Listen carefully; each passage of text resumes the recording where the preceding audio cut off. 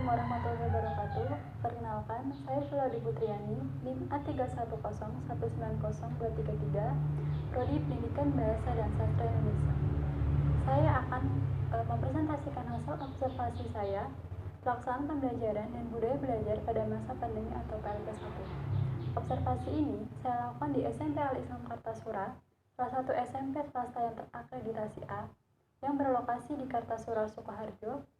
SMP Al-Islam Kartasura mempunyai visi dan misi. Visinya yaitu tegaknya tauhid untuk mencapai kebahagiaan hidup di dunia dan di akhirat berdasarkan Al-Quran dan As-Sunnah. Misi sekolah SMP Al-Islam Kartasura yaitu 1. Mengamalkan dan menegakkan ajaran Islam berdasarkan Al-Quran dan As-Sunnah dalam segala kehidupan. Yang kedua, mewujudkan sekolah yang kreatif, inovatif, dan aman. Tujuannya yaitu 1. Membentuk manusia yang beriman dan bertakwa kepada Allah. Yang kedua, membangun kemampuan intelektual, akal, pikir, dan daya nalar yang bertanggung jawab. Yang ketiga, membangun kehidupan sosial yang beradab, berakhlak, atas dasar persaudaraan dan persahabatan agar menjadi rahmat bagi seluruh alam. Yang keempat, sekolah mampu memenuhi model-model pembelajaran yang baik secara akademis maupun non-akademis. Sekolah mampu memenuhi pembelajaran yang inovatif baik secara klasikal maupun non-klasikal.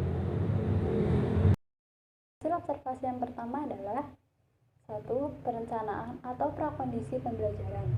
SMP Al-Islam Kartasura menggunakan kurikulum blended, yaitu kurikulum 2013 untuk kelas 7 dan kelas 8, kurikulum 4SP untuk kelas 9. Mengapa demikian? Karena SMP Al-Islam Kartasura melakukan perubahan kurikulum secara bertahap, mengingat fasilitas yang dimiliki oleh sekolah. Dalam perencanaan RPP, pada masa pandemi seperti ini, semua disiapkan sesuai dengan kondisi pembelajaran saat ini. Guru melakukan pembelajaran sesuai dengan RPP tetapi menggunakan metode dan media yang disederhanakan. Jadi, isi RPP lebih menekankan pada kekreatifan guru dalam mengajar. Sebelum pandemi, siswa SMP Al-Islam Kartasura memulai pembelajaran sebagai berikut. Yang pertama, membaca buku non-pelajaran sekitar 15 menit sebelum memulai mata pelajaran yang pertama. Yang kedua, hari pelajaran dimulai dengan berdoa, dipimpin bergantian oleh siswa di bawah bimbingan guru. Yang ketiga, menyanyikan lagu Indonesia Raya atau satu lagu wajib nasional atau lagu terkini yang menggambarkan semangat cinta tanah air. Observasi yang kedua adalah implementasi model atau pendekatan strategi, metode atau teknik taktik pembelajaran. Selama pembelajaran di masa pandemi, guru dituntut untuk lebih kreatif dan inovatif dalam memilih metode dan menggunakan media yang baru, yaitu dengan menggunakan aplikasi Google Classroom, Google Meet, dan WhatsApp Group. Dalam pembelajaran, guru selalu menampakkan aspek-aspek terutama keagamaan, karena SMP Al-Islam Kartasura merupakan sekolah yang mengacu pada bidang keagamaan. Guru selalu mengajak siswa untuk mengawali belajar dengan berdoa. Siswa diwajibkan untuk melakukan sholat duha, sholat zuhur secara berjamaah, sholat Jumat secara berjamaah, dan tadarus. Guru juga tetap memberikan semangat dan motivasi belajar dengan menyisipkan di setiap pembelajarannya. Hasil observasi yang ketiga ialah pemilihan dan pengembangan materi atau sumber belajar. Dalam pemilihan sumber belajar dan materi, guru dituntut untuk lebih kreatif dan inovatif secara tidak langsung. Guru juga harus menemukan metode-metode baru yang cocok digunakan dalam pembelajaran di masa pandemi seperti ini.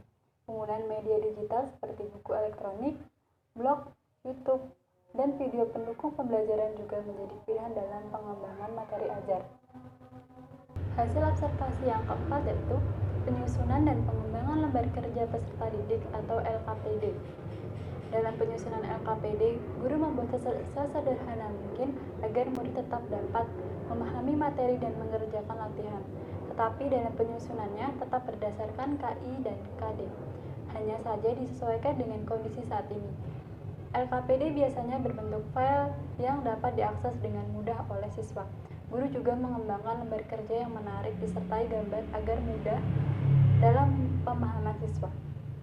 Hasil observasi yang kelima yaitu pemilihan dan pengembangan. Media pembelajaran yang dipilih guru tentu saja tergantung kondisi siswa, karena tidak semua siswa mendapatkan fasilitas yang mendukung. Guru mengembangkan materi menggunakan media-media yang ditentukan pada sosial media, seperti menggunakan majalah elektronik sebagai bahan pengembangan materi, menggunakan video dalam menjelaskan materi atau memberikan contoh implementasinya. Hasil observasi yang keenam yaitu penilaian. Bentuk penilaian yang dilakukan guru dari aspek kognitif, guru menilai kesiapan siswa saat waktu pembelajaran, seperti ketetapan absen, mengumpulkan tugas, dan juga kerapian hasil pekerjaan. Dari sisi afektif, guru menilai kejujuran, tanggung jawab, dan disiplin siswa melalui pengumpulan tugas.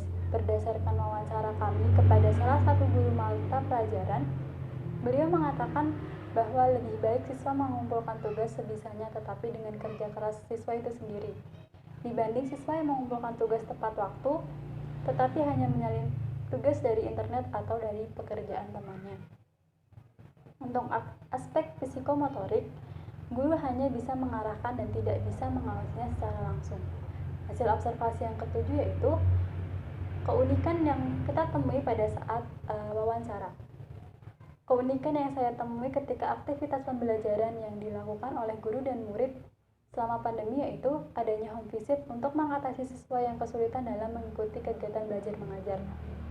Ada beberapa siswa juga yang datang ke sekolah setiap hari Sabtu untuk mengumpulkan tugas dan untuk memberikan tugas. Hal itu dilakukan karena siswa tersebut tidak mempunyai fasilitas yang digunakan dalam mengikuti pembelajaran secara daring atau online.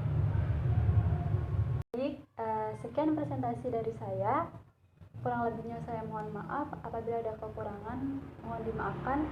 Terima kasih. Wabillahi taufiq wal hidayah. Wassalamualaikum warahmatullahi wabarakatuh.